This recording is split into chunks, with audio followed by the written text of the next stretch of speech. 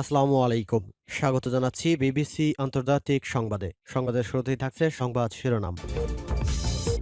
আন্তর্জাতিক অঙ্গনে তাজা আপডেট সংবাদ প্রথমেই জানিয়ে দেব, উত্তর কোরিয়ার কিম জং উনকে নিয়ে ভয়। ইরান যুদ্ধে দুশ্চিন্তার নাম কিম জং উন। উত্তর কোরিয়াকে নিয়ে মার্কিন যুক্তরাষ্ট্রের ট্রাম্পের চরম ভয়। ইরানের পক্ষে যুদ্ধে নামছে কিম জং উন। এরপর জানাবো, ইরানের ব্যালিস্টিক ও হাইপারসনিক মিসাইলের আঘাতে ধ্বংস হবে ইসরায়েল। ইসরায়েলকে লক্ষ্য করে দফায় দফায় মিসাইল হামলা চালাচ্ছে ইরান। এদিকে খামেনির মৃত্যুর পর আরো শক্তিশালী ইরান, বহু স্তরীয় প্রতিরক্ষা কাঠামোই মূল শক্তি। এরপর জানাবো, পৃথিবীর মানচিত্র থেকে ইসরায়েলকে মুছে ফেলতে চায় কিম জং উন। একটি মিসাইল মেরেই ইসরায়েলকে মুছে ফেলার হুঁশিয়ারি দিল কিম। এদিকে মার্কিন সেনাদের কফিনের সংখ্যা বাড়ছে। মার্কিন ঘাঁটি ধ্বংস ইতিহাসে আগে এত ঘটেনি। এবং সর্বশেষ জানিয়ে দেব, পশ্চিমা বিশ্বের মনে ভয় ধরিয়ে দিচ্ছে রাশিয়া, চীন, ইরান জোট। ইরান ইস্যুতে আমেরিকার বিপরীতে ইরান, চীন, রাশিয়া। এতক্ষণ শুনছিলেন সংবাদ শিরোনাম, এখন বিস্তারিত। অনুরোধ থাকবে ভিডিওটিতে একটি লাইক দিন, কমেন্টস করে জানিয়ে দিন আপনি কোন জেলা থেকে বা কোথা থেকে এই সংবাদটি শুনছেন। ভিউয়ার্স, আজকের সংবাদের সব থেকে গুরুত্বপূর্ণ বিষয় হচ্ছে, ইরান এবং যুক্তরাষ্ট্র যুদ্ধের মধ্যেই ঘোষণা দিয়ে ইরানের পক্ষে যুদ্ধে নামছে কিম। সেই সাথে রাশিয়া পুতিন, চীনের শি জিনপিং ট্রাম্পের কলিজায় কাঁপন ধরিয়ে দিচ্ছে। পুরোদমে চলছে যুদ্ধ। ইরানের বিজয় নিশ্চিত। খামেনির মৃত্যুতে ক্ষেপে গেছে মুসলিম শক্তিধর দেশ ইরান। ইরানে মার্কিন ইসরায়েলি হামলার ঘটনা এখন সরাসরি প্রভাব ফেলছে আরেকটি পারমাণবিক সংকটে। বিশেষজ্ঞরা বলছেন, ইরানের সর্বোচ্চ নেতা খামেনির মৃত্যুর এই ঘটনা উত্তর কোরিয়ার নেতা কিম জং উনের পারমাণবিক উচ্চাকাঙ্ক্ষাকে আরও শক্তিশালী করবে। একই সাথে প্রশ্ন উঠেছে, ট্রাম্পের সাথে নতুন করে আলোচনার পথে কি হাঁটবেন কিম জং উন? ইরানে হামলার মাত্র কয়েকদিন আগেই উত্তর কোরিয়ার ক্ষমতাসীন দলের কংগ্রেসে কিম আবারও পারমাণবিক অস্ত্র নির্মাণের ঘোষণা দিয়েছেন। তবে ওয়াশিংটনের মনোভাবের উপর নির্ভর করে আলোচনার দরজা খোলা রাখার ইঙ্গিতও দিয়েছিলেন তিনি। দক্ষিণ কোরিয়ার প্রতিরক্ষা মন্ত্রণালয়ের সাবেক কর্মকর্তা ও বিশ্লেষকরা মনে করছেন, পারমাণবিক প্রতিশোধ শক্তি না থাকায় ইরানের এই পরিণতি দেখে কিম নিজেই বুঝতে পারছেন, পারমাণবিক অস্ত্রই তার টিকে থাকার একমাত্র ঢাল। 2 মাস আগে ভেনেজুয়েলার প্রেসিডেন্ট নিকোলাস মাদুরোকে মার্কিন বিশেষ বাহিনীর অভিযানে আটক করা হয়। মাদুরো কোনো পারমাণবিক প্রতিরোধ শক্তি ছিল না। এই দুটি ঘটনা একসাথে রাখলে কিমের হিসাব নিকাশ বোঝা কঠিন নয়। তবে বিশ্লেষকরা একমত নন যে কিম আলোচনার দিকে ঝুঁকবেন কিনা। Center for Strategic and International স্টাডিজের বিশেষজ্ঞরা বলছেন, ট্রাম্পের সামরিক শক্তি ব্যবহারের ইচ্ছা কিমকে উদ্বিগ্ন করলেও তাকে তাড়াহুড়ো করে আলোচনায় ঠেলে দেবে না। বরং ইরানে হামলার পরিপ্রেক্ষিতে কিম আরও সতর্কতার সাথে পরিস্থিতি পর্যবেক্ষণ করবেন। স্টকহোম ইন্টারন্যাশনাল পিস রিসার্চ ইনস্টিটিউটের সর্বশেষ হিসাব অনুযায়ী উত্তর কোরিয়া এরই মধ্যে 50টি পারমাণবিক ওয়ারহেড তৈরি করেছে এবং আরও 40টি বানানোর মতো বিভাজ্য পদার্থের মজুদ রয়েছে। ইরানের তুলনায় উত্তর কোরিয়া পারমাণবিক ও ব্যালিস্টিক ক্ষেপণাস্ত্র প্রযুক্তিতে অনেক এগিয়ে। 2022 সালে দেশটি আইন করে পারমাণবিক অস্ত্র ব্যবহারের প্রথম আঘাতের অধিকারকে অপরিবর্তনীয় হিসেবে সংবিধানে অন্তর্ভুক্ত করেছে। এদিকে ট্রাম্প বারবার কিমের সাথে নতুন আলোচনার ইচ্ছার কথা জানিয়েছেন। মার্চের শেষে চীন সফরে দুই নেতার বৈঠকের সম্ভাবনা নিয়েও জল্পনা চলেছে। বিশ্লেষকরা বলছেন, চীন ও রাশিয়ার সাথে ঘনিষ্ঠতা কিমকে একটা নিরাপত্তার বলয় দেয়। গেল সেপ্টেম্বরে কিম বিশেষ সাঁজোয়া ট্রেনে বেইজিংয়ে গিয়ে চীনা প্রেসিডেন্ট শি জিনপিং ও রাশিয়ার ভ্লাদিমির পুতিনের সাথে সামরিক কুচকাওয়াজে অংশ নেন। তবে এই নিরাপত্তা বলয় সত্ত্বেও ইরান ঘটনা কিমকে যুক্তরাষ্ট্রের সাথে সম্পর্ক আরও সতর্কতার সাথে সামলানোর বার্তা দিয়েছেন বলে মনে করছেন বিশেষজ্ঞরা। ইসরায়েল ও ইরান উত্তেজনা এখন এক ভয়াবহ পরিস্থিতিতে রূপ নিয়েছে।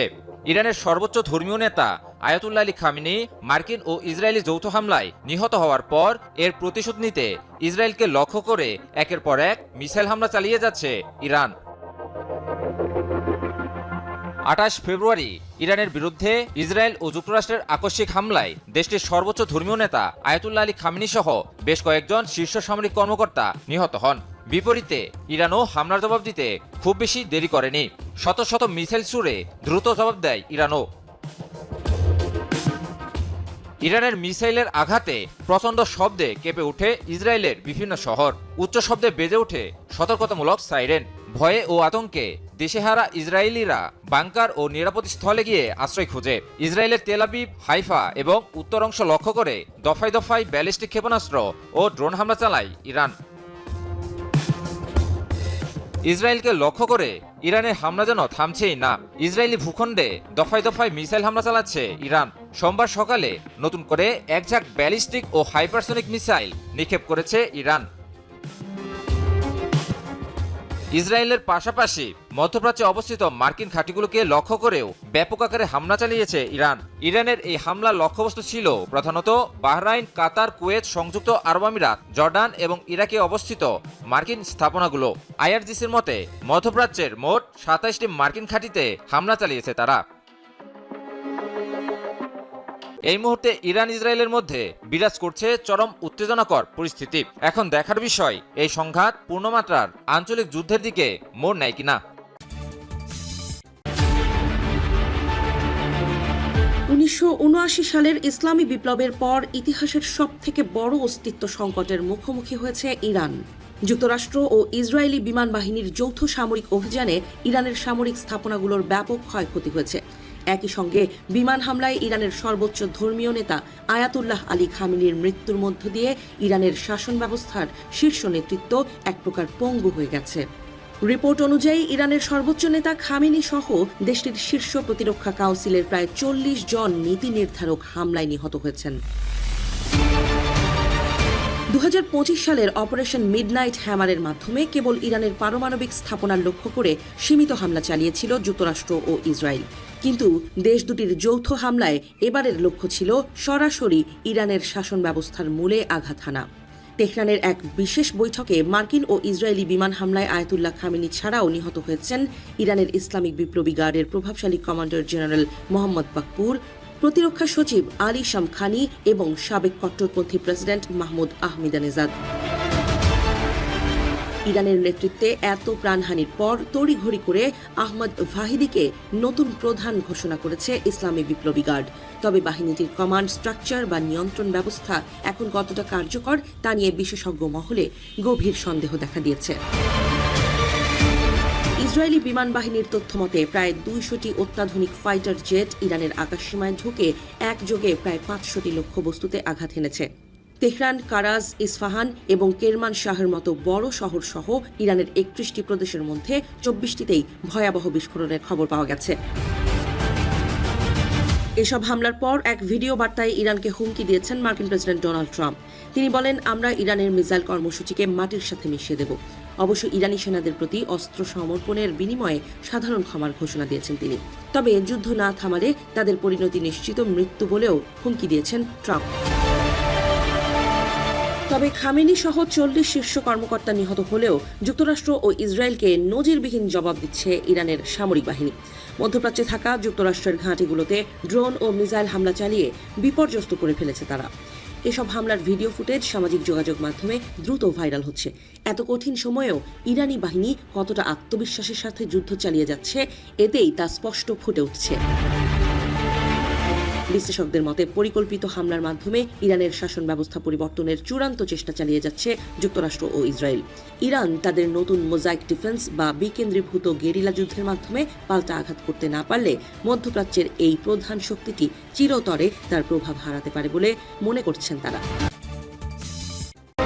তবে এবার মাঠের বাইরে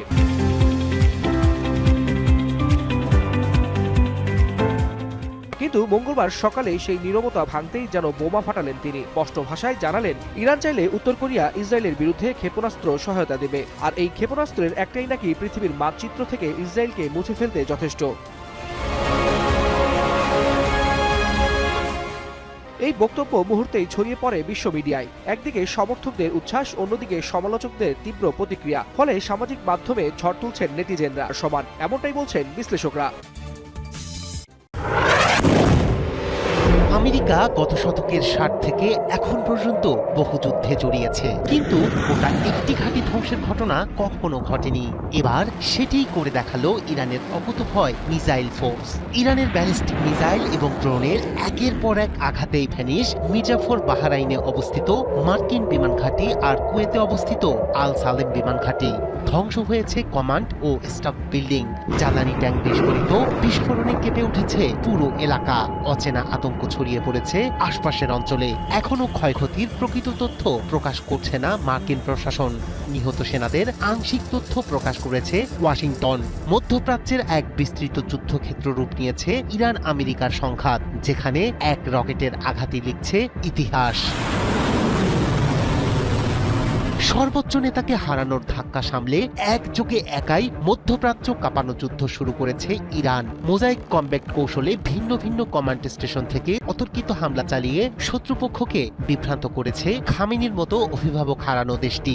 যুদ্ধের চতুর্থ দিনেও বিরামহীন আক্রমণ চালাচ্ছে ইরান।